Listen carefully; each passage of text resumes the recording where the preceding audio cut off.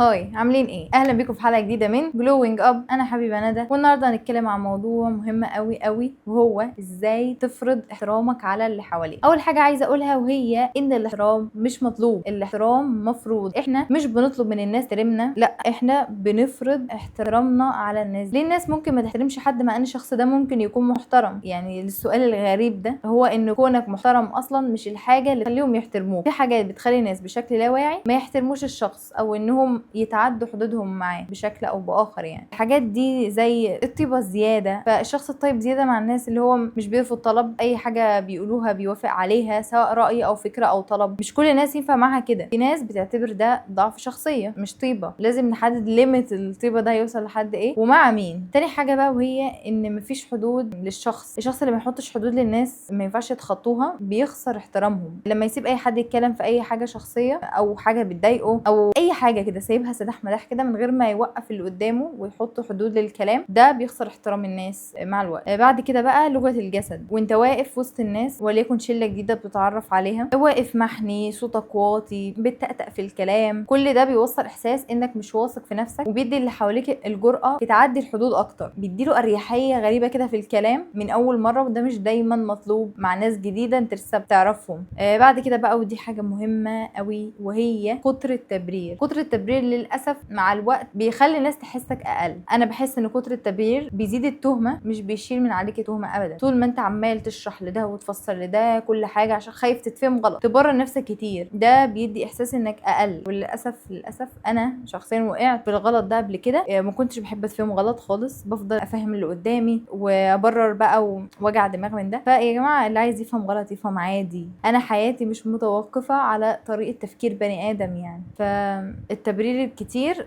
غلط. بعد كده بقى السمعه. في حد ممكن يكون محترم بس يتقال عليه كلام مش كويس، فالناس بتتعامل معاه وحش بناء على اللي سمعوه، وده غلط. لان في ناس بتطلع سمعه على ناس عشان هم بيغيروا منهم او اي حاجه يعني. فلازم نتعامل مع الناس بناء على تجربتنا الشخصيه معاهم، مش بناء على كلام اتقال، لان بيحصل ظلم كتير قوي في الموضوع ده. خطوات عمليه بقى كالعاده، بحب اقول خطوات عمليه عشان نفرض الاحترام ده. اول حاجه بقى وهي انك تبدا بنفسك. يعني احترامك لنفسك هو الاساس. لما تعرف قيمتك وتبقى عارف انك مش اقل من حد، تهتم بنفسك، لان ده جزء من تقديرك لنفسك. شكلك، لبسك، صحتك، حاجات بسيطه بس بتبين احترامك لنفسك. احترامك لنفسك جزء منه انك كلمتك واحده. لما بتوعد بحاجه كله بيبقى عارف انك مستحيل تخلف، ولما تقول لا كله عارف ان دي حدودك ومستحيل ترجع في كلامك. ده بيديك هيبه قدام الناس وقدام نفسك قبل ما يبقى قدام الناس. اختيار الصحاب برضو جزء من احترامك لنفسك، انك تختار ناس شبهك، ناس كويسه، ناس محترمه، ناس عندها عقليه، مش من اي حته كده نلاقي ناس نقوم مصاحبينها. كفايه كده على حته احترامك لنفسك. ندخل بقى في النقطه اللي بعد كده وهي الحدود، وانك تقول لا وقت اللزوم. اتكلمنا عن الحته دي في فيديو كامل قبل كده، لو حد عايز يشوف ازاي نقول لا يرجع للفيديو اللي قبل كده. وهي المعامله بالمثل، رد الاهانه باهانه. ايه المشكله لما نعمل كده فعلا؟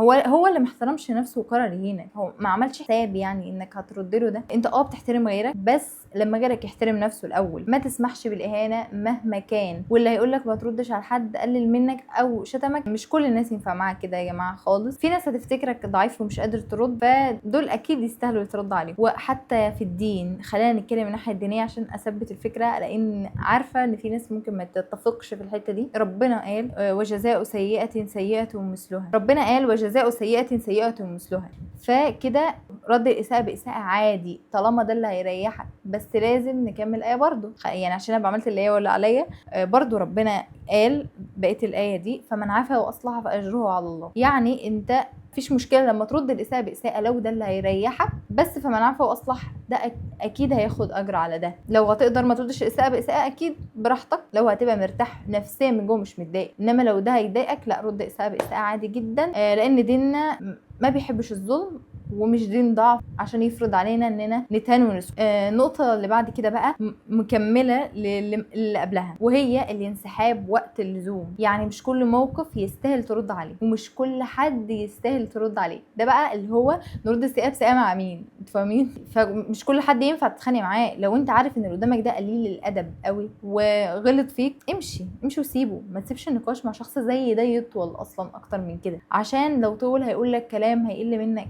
ويقول لك كلام مش هيعجبك ومش هتعرف ترد عليه او مش هتقدر ترد عليه، لان انت مش زيه، مش هينفع تنزل بمستواك وباخلاقك للدرجه دي، انت كده بقى بتقل منك. فالاحسن في الحاله دي انك تمشي وما تردش عليه احتراما لنفسك وحفاظا على كرامتك. بعد كده بقى قلل التبرير، ما تبررش لحد تصرفاتك زي ما قلنا قبل كده. يعني التبرير كتير هو الغلط، لو غلطت في حق حد اكيد برر الغلط، يعني التبرير وقت اللزوم، مش بس بنبرر تصرفاتنا عمال على بطال كده. فاهمين قصدي؟ النقطه اللي بعد كده وهي انك مش لما تتعصب او حد يضايقك او يستفزك تعلي صوتك. خليك هادي في الرد حتى لو انت متعصب. سيطرتك على اعصابك بتديك هيبه وهدوء وكاريزما وشخصيه قدام الناس، ودي بجد اهم حاجه. مش اي حد يقول لك كلمه تقوم هوب متعصب في ثانيه، لا ده كله بيلغي هيبتك تماما. بعد كده بقى الانجازات خليك شخص عنده قيمه في الحاجات اللي بيعملها ايا كان هي ايه، يكون وراها هدف وحاجه انت حابب توصل لها، مش بتعمل حاجه وخلاص كده اللي هو يلا احنا بنعمل كذا، بنصحى الصبح نعمل كذا.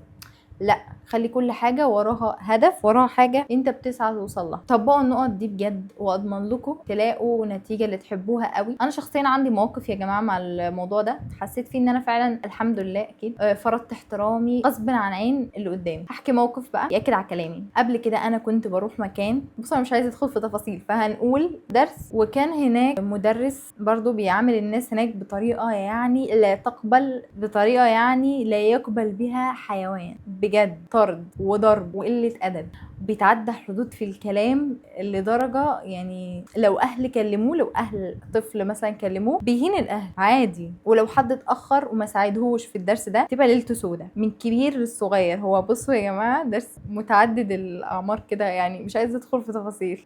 المهم انا كنت بتاخر، يعني بتاخر في المواعيد المطلوبه، بيفتح مثلا من 3 ل 5، انت بتروح في اي وقت بس هو عايزك تيجي بدري من اول ما يفتح لحد ما يقفل عشان ايه تساعده ويخلص هو ايه بسرعه. فانا كنت بروح مثلا 3:30 واقول له ان انا ورايا درس تاني الساعه 4، وانا اصلا بعرف اخلص اللي ورايا ده في النص ساعه عادي. المهم انا كنت بقول له ان ورايا درس تاني وكنت بخلص اللي عليا في نص ساعه عادي واقدر اعملها، كنت بخلص وبمشي، خلص وامشي كل مره بقى من غير ما اساعده ولا في تصحيح لحد وكان متضايق ومش بيقول. والعيال هناك مستغربين، هما بيجوا بقى من 3 ل 5 وانا باجي النص ساعه بتاعتي بكمة شياكتي كده اخلص وامشي. كانوا مفكريني ماسكه حاجه على الراجل ده. فانا الوحيده اللي بتعمل بالاسلوب ده لحد ما خلاص بالنسبه له كان الموضوع افور وخلاص بقى هو فعلا ما عادش طايقني، بس ايه مش عارف يتكلم. يعني لو حد مكاني في موقف زي ده هيعمل معاه ايه؟ هيهزقه وهيمسح بكرامته الارض قدام الناس، مش بعيد يطرده. اقول لكم بقى انا عامل معايا ايه عشان بس تبقوا عارفين ان فرض الاحترام حتى لو مع شخص اصلا مش محترم بيتفرض يا جماعه. والله انا بعمل معايا ايه؟ ساب الدرس ده واستناني في ميعاد ما باجي قدام المكان في الشارع عشان يقول لي قبل ما ادخل لو سمحتي ما انتيش تتاخري. والله حتى يعني كان بيتعامل باسلوب يا لهوي كنت حاسه ان انا اللي مدرس بصراحه. ما رضيتش اقول لك قدام العيال ومستنيكي مخصوص عشان انا بحترمك جدا وعارف ان انتي محترمه وبحترمك جدا ومش عايز اتعامل معاكي زيهم. قلت له ماشي، بس هو يعني اقول له ايه؟ ماشي حاضر بس كده. فده ليه بقى يا جماعه؟ ولما حكيت للناس الموضوع استغربوا جدا جدا، هو عمره ما اتعامل مع حد بالاحترام ده. فده ليه بقى؟ خلينا نحلل الموقف ونقول ده ليه. لان انا كنت حاطه حدود فظيعه مع الشخص ده، عارفه هو ايه وعارفه اسلوبه. فمش بتكلم مع العلم يا جماعه الشخص ده شخص كبير عشان بس مش من سني خالص ماشي.